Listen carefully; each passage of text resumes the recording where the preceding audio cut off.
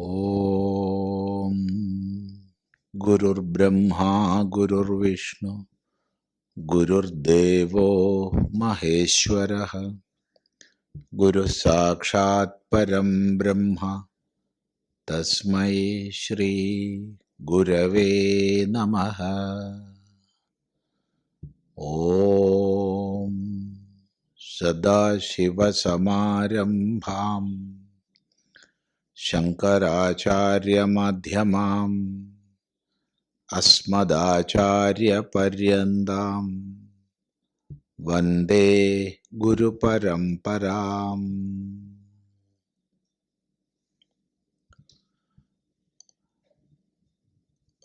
വിഷ്ണു സഹസ്രനാമ സ്തോത്രത്തിൽ 28 ശ്ലോകങ്ങളാണ് ശ്രദ്ധിച്ചത്. 29ാമത്തെ ശ്ലോകം: സുഭുജോ ദുർധരോ വാഗ്മി മഹേന്ദ്രോ വസുദോ വസുഃ നൈകരൂപോ ബൃഹദ്രൂപഃ ശിപിവിഷ്ടപ്രകാശനഃ. സുഭുജോ ദുർധരോ വാഗ്മി മഹേന്ദ്രോ വസുദോ വസുഃ നൈകരൂപോ ബൃഹദ്രൂപഃ ശിപിവിഷ്ടപ്രകാശനഃ. ഈ ശ്ലോകത്തില് സുഭുജഃ, ദുർധരഃ, വാഗ്മീ, മഹേന്ദ്രഃ,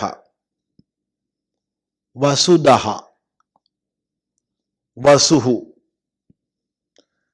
നൈകരൂപഃ, ബൃഹദ്രൂപഃ, ശിപിവിഷ്ടഃ, പ്രകാശനഃ. ഇങ്ങനെ 10 പേരുകളാണ് ഉള്ളത്.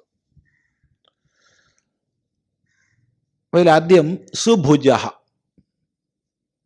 ശോഭനങ്ങളായ മനോഹരങ്ങളായ ഭുജങ്ങളോട് കൈകളോട് കൂടിയവൻ. ഇപ്പൊ സുന്ദരങ്ങളായ കൈകളോട് കൂടിയവൻ,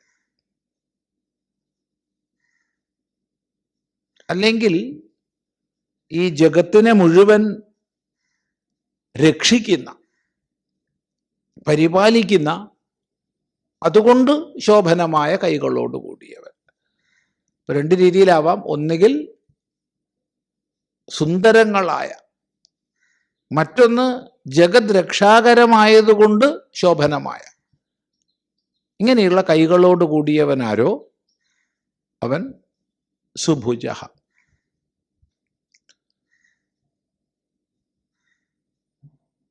മഹാവിഷ്ണുവിൻ്റെ, നാരായണന്റെ ധ്യാനത്തിൽ 4 കൈകൾ പ്രസിദ്ധങ്ങളാണ്. അവയിൽ ശാന്തിയുടെയും ശക്തിയുടെയും ഭാവങ്ങൾ സമന്വയിക്കപ്പെട്ടിരിക്കുകയാണ്. ശാന്തിയുടെ, സമാധാനത്തിൻ്റെ 2 ഭാവങ്ങൾ, താമരയും ശംഖവും. അതേസമയത്ത് ശക്തിയുടെ 2 ഭാവങ്ങൾ, ഗദയും ചക്രവും. ഒന്ന് ബ്രഹ്മ തേജസ്സിനെ കാണിക്കുന്നു, മറ്റൊന്ന് ക്ഷാത്രവീര്യത്തെ കാണിക്കുന്നു.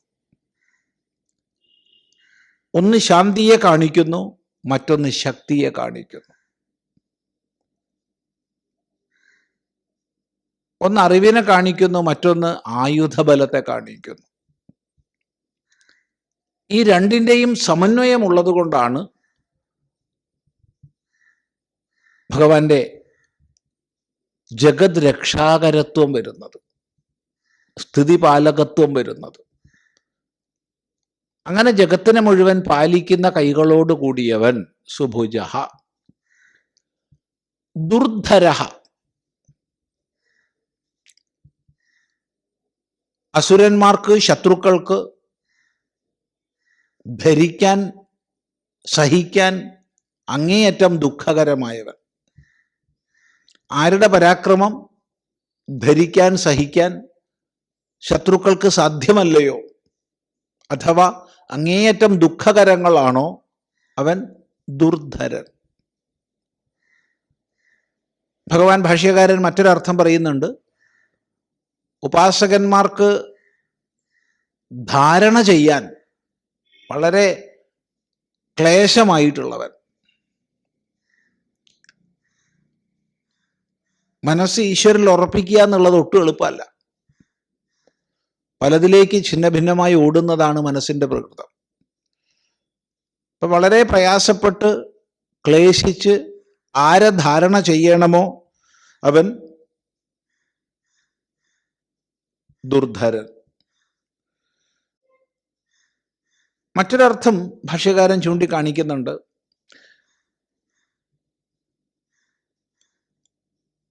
ഈ പ്രപഞ്ചം, സമസ്ത ലോകങ്ങൾ, ഇവയെ മുഴുവൻ ധരിക്കുക എന്നുള്ളത് അങ്ങേയറ്റം ക്ലേശകരമാണ്, മറ്റാർക്കും ചിന്തിക്കാൻ കഴിയാത്തതാണ്. അങ്ങനെയുള്ള ഈ പ്രപഞ്ചത്തെ മുഴുവൻ ധരിക്കുക എന്ന ക്ലേശകരമായ ക്രിയ ചെയ്യുന്നവനാരോ അവൻ ദുർധരൻ. ഇങ്ങനെ അനേക അർത്ഥങ്ങൾ നമുക്ക് അനുസന്ധാനം ചെയ്യാം. വാഗ്മീ,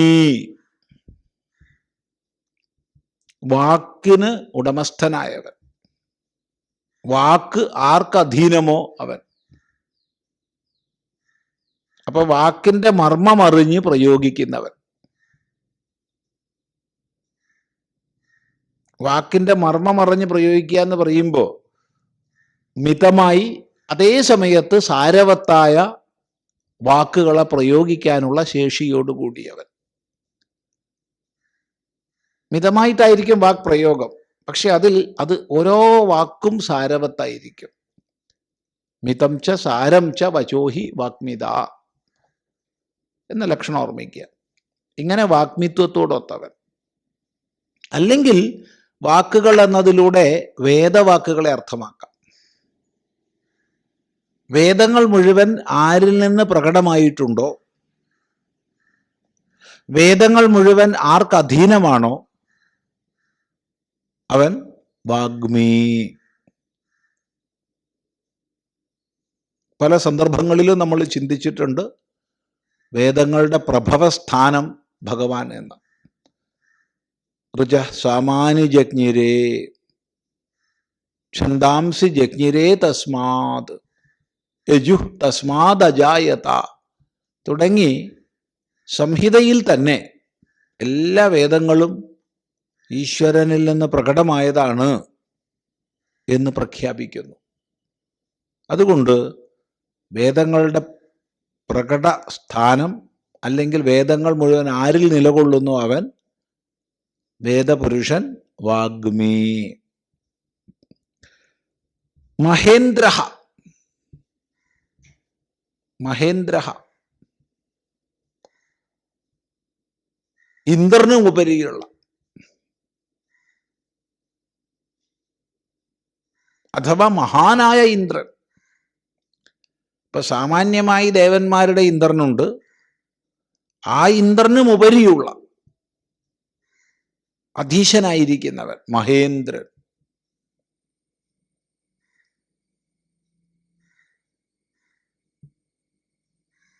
ഇന്ദ്രശബ്ദം വേദത്തിൽ പരമാത്മസൂചകമായിട്ടാണ്, പല സന്ദർഭങ്ങളിലും പരമാത്മസൂചകമായിട്ട് ഇന്ദ്രശബ്ദം പ്രയോഗിച്ചിട്ടുണ്ട്. അപ്പൊ മഹാനായ ഇന്ദ്രൻ മഹേന്ദ്രൻ, അങ്ങനെയും അർത്ഥം പറയാം. മഹേന്ദ്ര. വസുദഹ, വസു ഐശ്വര്യമാണ്, വസു ധനമാണ്.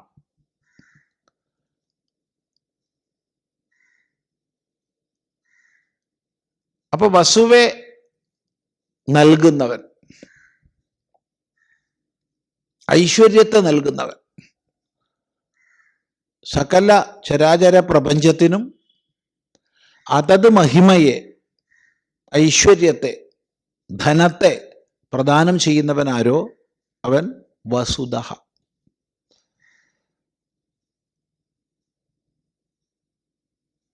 സാമാന്യാർത്ഥം. വേണമെങ്കിൽ വസ്തുക്കളെ മുഴുവൻ, ഐശ്വര്യങ്ങളെ മുഴുവൻ നശിപ്പിക്കുന്നവനെന്നും അർത്ഥം പറയാം. അത് രണ്ട് രീതിയിൽ ആവാം. ഒന്നുകിൽ അസുര സ്വഭാവികളുടെ എല്ലാ സമ്പത്തുകളെയും നശിപ്പിക്കുന്നവൻ, വസൂൻ ദ്യതി ഖണ്ഡയതി, നശിപ്പിക്കുന്നവൻ എന്ന് വസുധ. അല്ലെങ്കിൽ മുമുക്ഷുക്കളുടെ, മോക്ഷം മാത്രം ഇച്ഛിക്കുന്നവരുടെ എല്ലാ ബാഹ്യ സമ്പത്തുക്കളെയും നശിപ്പിച്ച് അവരിൽ പരിപൂർണ വൈരാഗ്യം ജനിപ്പിക്കുന്നവനാരോ അവൻ വസുധ. അങ്ങനെ അനേക തരത്തിൽ നമുക്ക് അർത്ഥം പറയാം. വേദത്തിൽ തന്നെ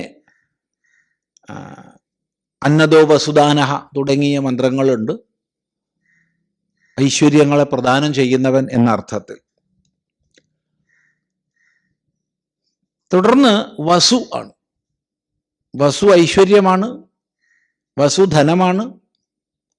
ഇപ്പൊ ധനസ്വരൂപമായവൻ, ഐശ്വര്യസ്വരൂപമായവൻ, ലക്ഷ്മി ആരിൽ നിവസിക്കുന്നുവോ അവൻ എന്നൊക്കെ വസു ശബ്ദത്തിന് അർത്ഥം പറയാം. ഇനി വസതി സർവേഷു ഭൂതേഷു ഇതി വസു, സർവഭൂതങ്ങളിലും വസിക്കുന്നവൻ, അന്തര്യാമിയായിട്ട് സർവത്തിലും വസിക്കുന്നവൻ വസുവാണ്. വാസയതീതി വസു, എല്ലാവരെയും വസിപ്പിക്കുന്നവൻ വസുവാണ്. വസു തന്നെ വാസുവും ആവാട്ടോ, വാസുവും വസു ഒന്ന് തന്നെ. എല്ലാവരെയും വസിപ്പിക്കുന്നവൻ വസു. ഇനി വസു ശബ്ദത്തിന് ദിക്കെന്നർത്ഥമുണ്ട്. ഇപ്പൊ ദിക്കുകളുടെ രൂപത്തിൽ നിലകൊള്ളുന്നവൻ ഈശ്വരൻ തന്നെ. തൻ്റെ പരമാർത്ഥമായ രൂപത്തെ, ഭാവത്തെ, ആത്മരൂപത്തെ ആച്ഛാദനം ചെയ്യുന്നവൻ, മറയ്ക്കുന്നവൻ. വാസയതി, മായയാൽ മറയ്ക്കുന്നവൻ എന്ന് വസു ശബ്ദത്തിന് അർത്ഥം പറയാം. ഭഗവാൻ ഭാഷ്യകാരൻ അന്തരീക്ഷ ഏവ വസതി ന അന്യത്ര ഇതി അസാധാരണേന വസനേന വായുർവാവസുഹു എന്ന് പറയുന്നുണ്ട്. അപ്പൊ അന്തരീക്ഷത്തിൽ വസിക്കുന്നവനാരോ അവൻ വസു. അന്തരീക്ഷത്തിൽ വസിക്കുന്നത് വായുവാണ്. അതിന് സമർത്ഥകമായിട്ട് വസുരന്തരിക്ഷ സത് എന്നുള്ള വേദമന്ത്രം ഉദ്ധരിക്കുന്നു. അന്തരീക്ഷത്തിൽ വസിക്കുന്നവൻ വസുവാകുന്നു എന്ന്. നൈകരൂപ, ഏകരൂപൻ അല്ലാത്തവൻ.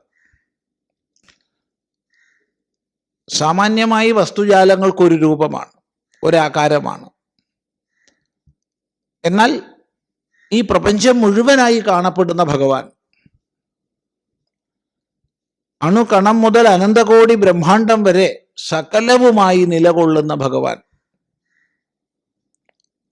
നൈകരൂപ, കേവലം ഏകരൂപനല്ല, എല്ലാ രൂപങ്ങളും അവിടുത്തെ രൂപങ്ങളാണ്. എല്ലാ രൂപങ്ങളും. ആത്മൈവേദം സർവം, ബ്രഹ്മൈവേദം സർവം, പുരുഷേവ ഇദം സർവം തുടങ്ങി അനേക ശ്രുതികൾ ഈ കാണാകുന്ന സകലവും ഭഗവാൻ തന്നെ എന്ന് ആവർത്തിക്കും. അങ്ങനെ എല്ലാ രൂപങ്ങളും ആരുടെ രൂപമാണോ അവൻ നൈകരൂപ. അതേ അർത്ഥമാണ് ബൃഹദ് രൂപ, ബൃഹത്തായ, അറ്റമില്ലാത്ത, വിപുലമായ രൂപത്തോടൊത്തവൻ, പരിധിയില്ല. ഭഗവാൻ തന്നെ നാന്തോസ്തി മമ ദിവ്യാനാം വിഭൂതീനാം എന്ന് ഗീതയിൽ പറയുന്നുണ്ട്. എൻ്റെ വിഭൂതികൾക്ക് അന്തമില്ല, അവസാനമില്ല. അതുകൊണ്ട് ബൃഹദ് രൂപ, അനേക രൂപത്തിൽ, അതിബൃഹത്തായ രൂപത്തിൽ തീർന്നിട്ടുള്ളവൻ. ഇനി അവതാരത്തെ ചിന്തിക്കുന്ന സമയത്ത്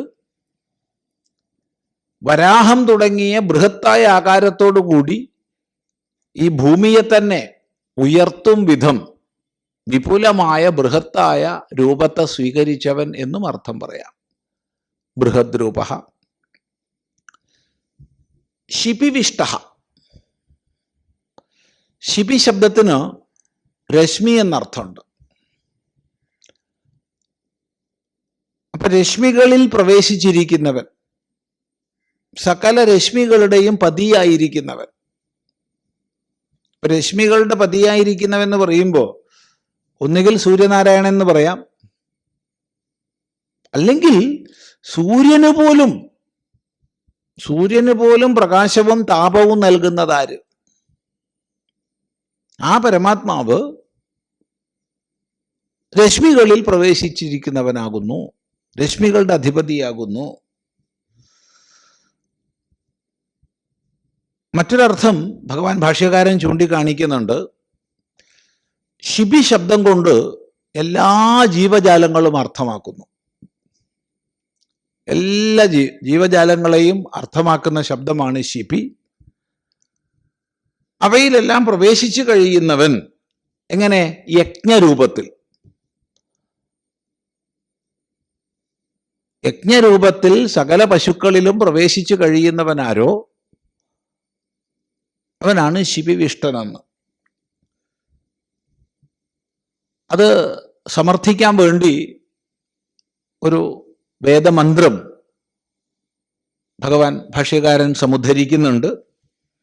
യജ്ഞോ വൈ വിഷ്ണു പശവ ശിപിഃ യജ്ഞ ഏവ പശുഷു പ്രതിഷ്ഠതി. യജ്ഞം വിഷ്ണുവാണ്, പശുക്കൾ ശിപിയാണ്, യജ്ഞം പശുക്കളിൽ നിലകൊള്ളുന്നു എന്ന് തൈത്തിരീയ സംഹിതയിൽ പ്രത്യേകിച്ച് മന്ത്രമുണ്ട്. അങ്ങനെ വരുമ്പോൾ ശിപിരൂപത്തിലുള്ള പശുക്കളിൽ യജ്ഞഭാവേന നിലകൊള്ളുന്നവൻ ശിപിവിഷ്ട. അതുപോലെ ശിപി ശബ്ദത്തിന് രശ്മി എന്നർത്ഥം ശ്രദ്ധേയമാണ്. അത് വളരെ ശ്രദ്ധേയമായൊരു വാക്യം ഭാഷ്യകാരൻ സമുദ്ധരിക്കുന്നുണ്ട്. നമ്മൾ വളരെ ശ്രദ്ധിക്കേണ്ടതാണ്. ശൈത്യാത് ശയനയോഗാച്ച ശീതിവാരി പ്രചക്ഷതേ തത്പാനാദ് രക്ഷണാചൈവ ശിപയോ രശ്മയോ മതാഹ തേഷു പ്രവേശാദ് വിശ്വേശ ശിപിവിഷ്ട ഇഹോച്യതേ. ഇതിലടങ്ങിയൊരു ഒരു ഒരു ഭൗതിക ജ്ഞാനം നമ്മൾ മനസ്സിലാക്കേണ്ടതാണ്. ശൈത്യം കൊണ്ടും ശയനം കൊണ്ടും, ശീ എന്ന് പറഞ്ഞാൽ വെള്ളമാണ്, ആ വെള്ളത്തെ രക്ഷിക്കുന്നവനും പാനം ചെയ്യുന്നവനും എന്നുള്ള അർത്ഥത്തിൽ ശിപി ശബ്ദം രശ്മികൾക്ക് പ്രസിദ്ധമാണ്. ഒന്ന് ചിന്തിക്കുക, വെള്ളത്തെ രക്ഷിക്കുന്ന, വെള്ളത്തെ പാനം ചെയ്യുന്ന എന്നീ അർത്ഥങ്ങൾ പ്രകാശരശ്മിക്ക് കൊടുക്കുമ്പോൾ രശ്മികളാണ് ജലത്തെ ആഗിരണം ചെയ്യുന്നതും സംരക്ഷിക്കുന്നതും പ്രദാനം ചെയ്യുന്നതും എന്നുള്ള ഒരറിവ്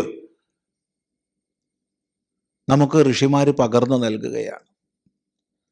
അങ്ങനെയുള്ള ശിപികളിൽ പ്രവേശിച്ച് അവയെ ഉള്ളതാക്കി നിലനിർത്തുന്നവനാരോ അവൻ ശിപിവിഷ്ട. വളരെ ശ്രദ്ധേയമാണ് ഈ വാക്യം, അതുകൊണ്ടാണ് അത് പ്രത്യേകിച്ച് ഉദ്ധരിച്ചത്. തുടർന്ന് പ്രകാശനഃ എന്ന് പറയുന്നു, എല്ലാത്തിനെയും പ്രകാശിപ്പിക്കുന്നവൻ. തസ്യ ഭാഷ സർവമിതം വിഭാതി. അവൻ്റെ പ്രകാശത്താൽ എല്ലാം വിസ്പഷ്ടം പ്രകാശിക്കുന്നു. ഞാനുണ്ട്, നീയുണ്ട്, അതുണ്ട്, ഇതുണ്ട് എന്നെല്ലാം പറയപ്പെടുന്നതിന് ആസ്പദമായി യാതൊരു ഉണ്മയാണോ എല്ലാത്തിനെയും നിലനിർത്തി പ്രകാശിപ്പിക്കുന്നത്, അഥവാ സൂര്യ, ചന്ദ്ര, അഗ്നി തുടങ്ങി എല്ലാത്തിനെയും പ്രകാശിപ്പിക്കുന്നതാരോ, സകല ജീവരാശിയെയും പ്രകാശിപ്പിക്കുന്നതാരോ, സകല പ്രപഞ്ചത്തെയും പ്രകാശിപ്പിക്കുന്നതാരോ അവൻ പ്രകാശനഃ. അങ്ങനെ ഈ ശ്ലോകത്തിൽ സുഭുജ, ദുർധര, വാഗ്മീ, മഹേന്ദ്ര, വസുദ, വസു, നൈകരൂപ, ബൃഹദ്രൂപ, ശിപിവിഷ്ട, പ്രകാശന, ഇത്രയും ശബ്ദങ്ങളാണുള്ളത്. തുടർന്ന് നമുക്ക് അടുത്ത പ്രാവശ്യം ശ്രദ്ധിക്കാം.